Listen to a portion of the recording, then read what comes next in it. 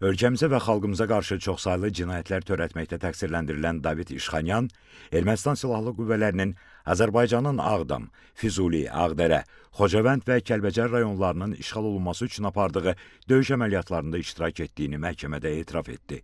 15 nəfər erməni əsilli təqsirləndirilən şəxsin barəsində olan cinayət işinin baxıldığı məhkəmə prosesində dövlət ittihamçısı Vüsal Abdullayevin suallarını cavablandırarkən dedi ki, 1992-ci ildə qondarma rejimin ordusuna müddətdən artıq hərbi xidmətə çağırılıb və tabor komandiri təyin olunub.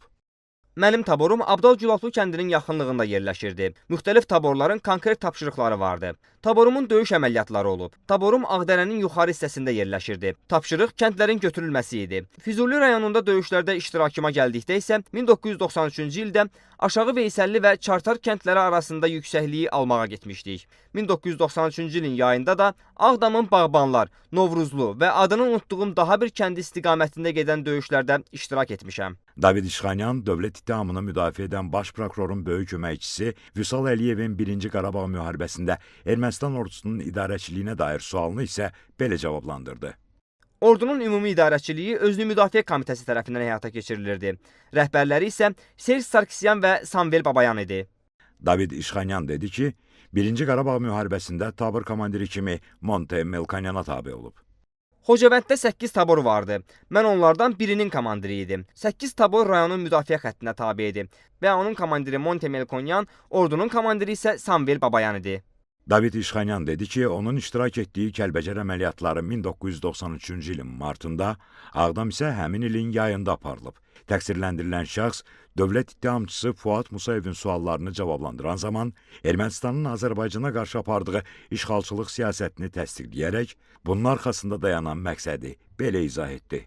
Yetkinləşdiyim dövrdə artıq başa düşmüşdüm ki, strateji məqsədlər, strateji prinsiplər nədir? Strateji məqsəd Qarabağın Ermənistana birləşdirilməsidir. David İşxanyan Ermənistan vətəndaşı olduğunu və bu ölkənin pasportunu daşıdığını dedi. Təqsirləndirilən 2023-cü ilin avqustunda Azərbaycana qarşı təzyiq göstərmə çağırışları məzmununda müxtəlif ölkələrin parlament rəhbərlərinə açıq məktublar göndərdiyini təsdiqlədi.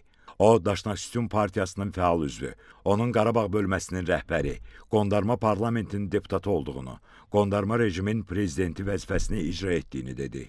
Azərbaycanın dövlət suverenliyi təmin olunduqdan sonra 2023-cü ilin oktyabrında Xankəndidə David İşxanyana məxsus Park adlı oteldə rabitə vasitələri və silah-sursat aşkarlanıb.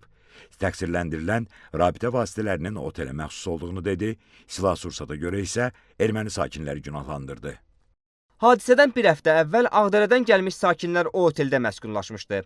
Ehtimal ki, onlar qoyublar. Təqsirləndirilən hazırda Azərbaycanda həbsdə olan və məhkəmə qarşısında cavab verən Ruben Vardanyanı tanıdığını və onunla münasibətlərinin olduğunu təsdiqlədi. Məhkəmə prosesi aprelin 4-də davam etdiriləcək. Bakı Hərbi Məhkəməsində hakimlər Zeynal Ağayevin sədrliyi, Camal Ramazanov və Anar Rızayevdən ibarət tərkibdə keçirilən məhkəmə iclasında zərərçəkmiş şəxslərin bir qismi, onların hüquqi varisləri və nümayəndələri də iştirak edirlər. Qeyd edək ki, Ermənistan dövlətinin, onun dövlət qurumlarının vəzifəli şəxslərinin, hərbi qüvvələrinin və qanunsuz silahlı birləşmələrin bilavasitə rəhbərliyi və iştirakı, şifahi yazılı qaydada verdiyi tapşırıq, göstəriş və təlimatları, maddi, texniki, şəxsi heyətlə verdiyi dəstəyi, mərkəzi qaydada idarəçiliyi əsasında, eləcə də ciddi nəzarət altında Azərbaycan ərazisində daxili və beynəlxalq hüquq normalarına zidd şəkildə Azərbaycana hərbi təcavüz etmək məqsədi ilə yaradılmış, həmçinin Robert Köçəryan, Serj Sarkisyan, Vazgen Manukyan, Vazgen Sarkisyan, Samvel Babayan, Vitali Balasanyan, Zori Balayan, Seyran Ohanyan, Arşavir Qaramyan, Monte Melkonyan və digərlərinin rəhbərliyi, bilavasitə və dolayı iştirakları ilə Ermənistan dövləti, o cümlədən sözügedən cinayətkar birlik tərəfindən aparılan